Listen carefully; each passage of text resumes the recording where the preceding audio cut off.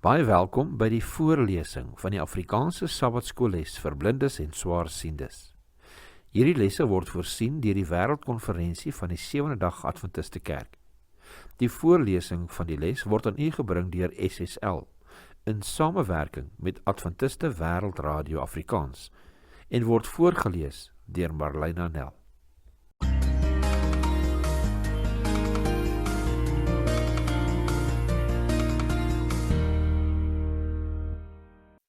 Vrydag, 21 Augustus.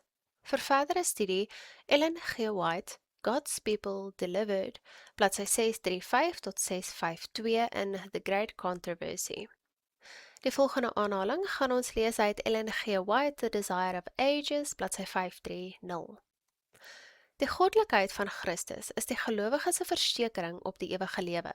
Jesus sê in Johannes 11 vers 25 en 26, ek is die opstanding en die lewe, wie in my glo sal leef, al het hy ook gesterf. En elkeen wat leef en in my glo, sal tot in ewigheid nooit sterf nie. Glo jy dit? Hier kyk Jesus vooruit na sy wederkoms.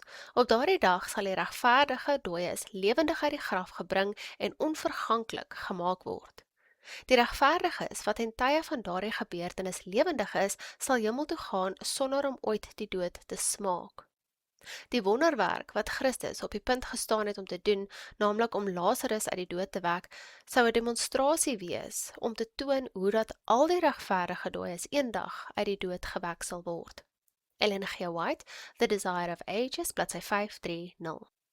Die volgende aanhaling lees ons uit Ellen G. White, The Story of Redemption, bladsy 411 en 412.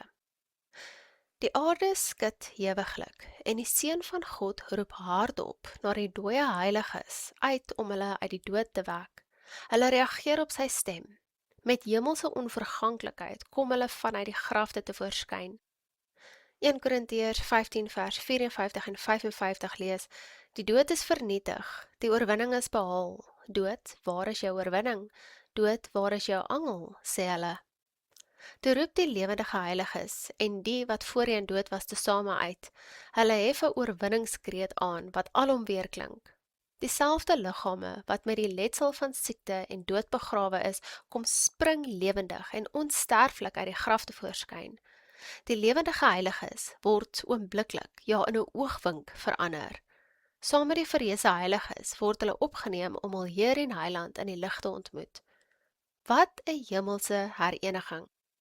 Vriende wat deur die dood geskei is, word herenig om nooit ooit weer geskei te word nie. Ellen G. White, The Story of Redemption, bladsy 411 en 412. Vrae vir bespreking. Vraag nommer 1. Dink 'n bietjie aan diegene wat ooggetuies van Jesus se opstanding was. Hoe kan ons wat ongeveer 2000 jaar na daardie gebeurtenis leef, dan getuies van sy opstanding wees? Handelinge 1 vers 22 lees, van die doop van Johannes af, tot op die dag dat hy van ons opgeneem is. Van hulle moet daar een saam met ons getuie word van sy opstanding.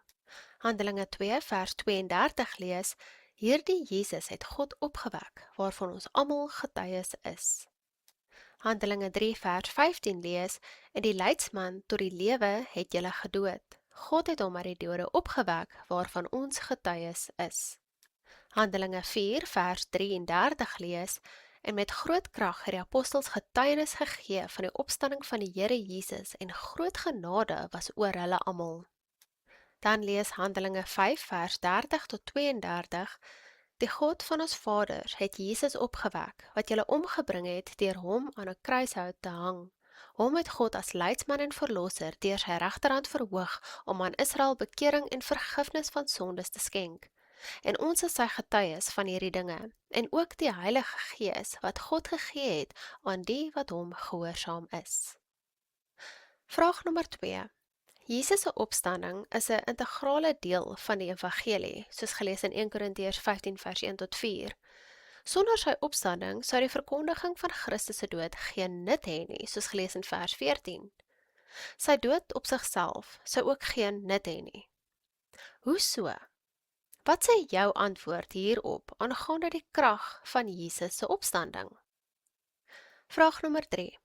Let op Paulus se belangwekkende verklaring in 1 Korintiërs 15 vers 32 wat lees: As die dooies nie opgewek word nie, laat ons eet en drink, want môre sterf ons. Dink 'n bietjie daaroor.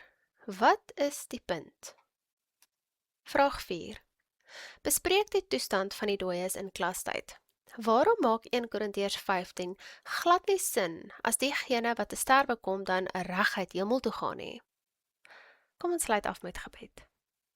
Ons liefdevolle Vader, ons sê vir U baie dankie vir die kosbare waarheid wat ons hierdie week uit U woord kon leer. Liewe dankie vir Jesus se opstanding wat vir ons hoop gee en oorwinning oor die dood en die belofte van ewige lewe saam met U. Vader, help ons om nie net hierdie waarheid te weet en te erken nie, maar om dit uit te leef, om dit te versprei en te leer aan elkeen wat ons teekom, liewe, want dit is tog die beste nuus wat ons ooit kon van geleer het. Ons bid en vra hierdie dinge in die naam van Jesus Christus alleen. Amen.